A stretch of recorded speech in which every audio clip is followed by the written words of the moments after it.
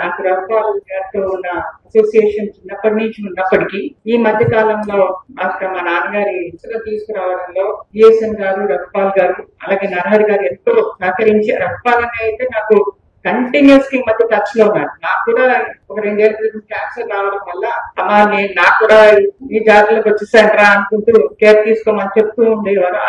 అదే విధంగా ఆయన ఏంటంటే ఎప్పటికప్పుడు ఈ పుస్తకం గురించి చాలా ఫ్యాక్ట్స్ నాతో డిస్కస్ చేస్తూ ఉండేవారు. నేను అడుగుతూ ఉండేవారు నా డౌట్ అని. ఆయన ఒక ఐడియాలజీ, కమ్యూనిస్ట్ పార్టీ ఐడియాలజీ విషయంలో మాత్రం వాకింగ్ ఎన్సైక్లోపీడియా అనుకున్నారు. అయితే ఆయనతో మాట్లాడినప్పుడు అన్ని మాట్లాడేది కుదరదు కాబట్టి 2-3 అంశాలు కాబట్టి ఆయన చెప్పిన దాంట్లో నాకు బాగా అంటే విలువల గురించి, ముఖ్యంగా విలువల గురించి ఆయన చెప్పిన విషయాల గురించి చెప్పాలని, ఆయన భాషలో చెప్పాలని ఒక తపనతో నేను మాట్లాడాలని కోరుతున్నాను. ఏంటంటే ఇప్పుడు మన వినయ్ గారు ఈఎస్ఎన్ గారు చెప్పినట్టు వాళ్ళ నాన్నగారి విషయంలో ఆయన పార్టీ బోర్డు మెంబర్ గా రావడానికి ఒక లిట్మస్ టెస్ట్ లాగానే ఈఎస్ గారు ఎంతో అసలు చాలా సంశయించారు.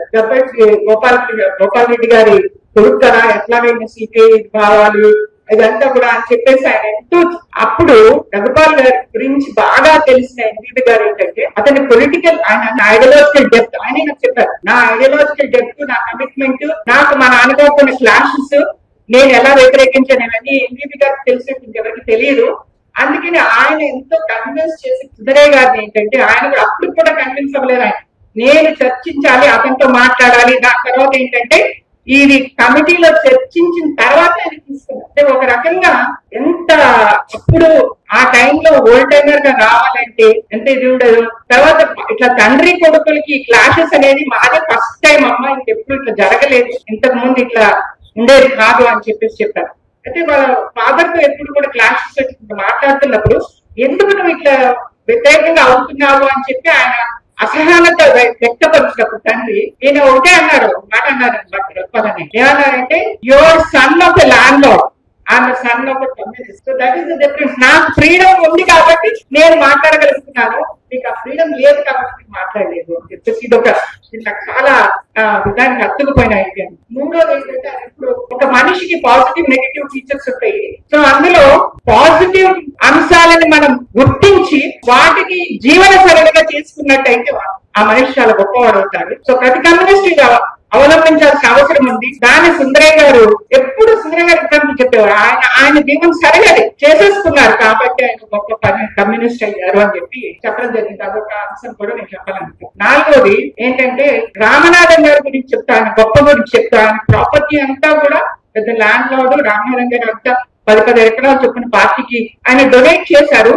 కానీ ఒక్క విషయంలో ఆయన చాలా బాధపడిన విషయం చెప్పింది ఏంటంటే, ఒకసారి పర్సా గారు, రఘుపాల్ గారు, రామనాథన్ గారు ఒక పెళ్లికి వెళ్ళినప్పుడు ఆయన పర్సా గారిని చూస్తూ పర్సా గారిని ఇలా అన్నారు, నేను మిమ్మల్ని తీసుకొచ్చాను పార్టీలోకి, కానీ మీరు విలువలను కాపాడి మీ బిడ్డలని మీరు పార్టీ పనులు చేయగలిగారు, కానీ నేను చేయలేకపోయాను, వేదాలను అనుసరించి నేను చేయాల్సి వచ్చింది వాళ్ళ పెళ్లిళ్ళు అని చెప్పి కళలో నీళ్లు పెట్టుకున్నారమ్మా. నాకు చాలా బాధ అనిపించింది ఆయన చూసినప్పుడు. నేను అది బాగుంటూ ఉండేదని, ఏంటి నేను ఇలా చేశానని అంటున్నాను.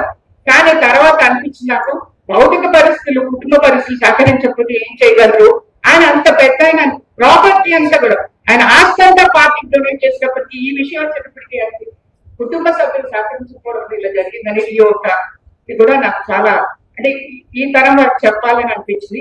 ఆయన ఒకటే అన్నాడు, అదే నిజమైన ఆత్మ విమర్శన అంటే ఆ రకంగా విమర్శ ఆత్మ విమర్శ అనేది కమ్యూనిస్ట్ ఫీచర్, బేసిక్ ఫీచర్ అది. కానీ దాన్ని ఎవరు కూడా ఇదిగా పాటించరు.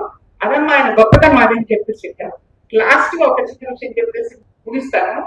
ఆయన వాళ్ళ నాన్నగారు చనిపోయినప్పుడు చంద్రరాజరావు గారు వీళ్ళని పరామర్శించి కుటుంబాన్ని, వాళ్ళ మదర్ని కూడా పరామర్శించిన తర్వాత ఒక మాట ఆయన అన్నారంట, రఘు నీ తమ్ముళ్ళని చెల్లెలని అందరినీ మాస్కో పంపిస్తాను, నేను రాష్ట్ర నాయకులు చేస్తాను, నేను మా సిపిఐలోకి వచ్చేయండి అని చెప్పేసి అన్నప్పుడు ఆయన ఒకటి ఇంగ్లీష్ లో చెప్తుంటారు, I didn't expect such an offer from the Guru of my father, from the Guru of my father అని అన్నారు.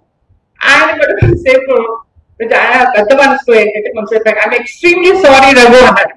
అంటే ఆయనకున్న ఫర్మ్నెస్, వాళ్ళ నాన్నతో వ్యతిరేక భావాలు ఉన్నప్పటికీ ఎంతో చక్కగా ఆయన అలా వాళ్ళ ఫాదర్ కూడా, వాళ్ళిద్దరు కూడా నాకు గొప్పగా అనిపిస్తారు. ఎందుకంటే ఆయన కొడుకు మీద కేసులు పెట్టి పార్టీ ఇంట్రెస్ట్ తప్ప కొడుకు మీద ఇదని కాదు, ఈయన అదే భావంతో స్వీకరించారు, అదే ఇదిలో ఉన్నారు. ఇద్దరు తండ్రి కొడుకులు ఇద్దరు గొప్ప మనుషుల కింద నేను భావిస్తాను. ఎందుకంటే ఆయన ఆయన పార్టీ భావాల్ని ఆయన ప్రొటెక్ట్ చేసుకోవడానికి చూశారు. ఈయన మొండిగా సిపిఎం లోకి వచ్చి దాన్ని చివరి వరకు కొనసాగించారు సిపిఎం లోనే ఉంటూ.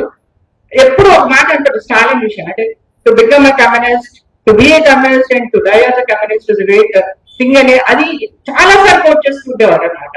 సో అది చాలా కష్టం అమ్మా, ఎన్నో టు బి ఏ కమ్యూనిస్ట్ అనేది కంటిన్యూస్ క్లాషెస్ ఉంటాయి, ఎన్నో అట్రాక్షన్స్ ఉంటాయి, ఎన్నో వాటి అన్నిటినీ మిగతా లీడర్స్ అందరూ చెప్తూ ఉంటారు.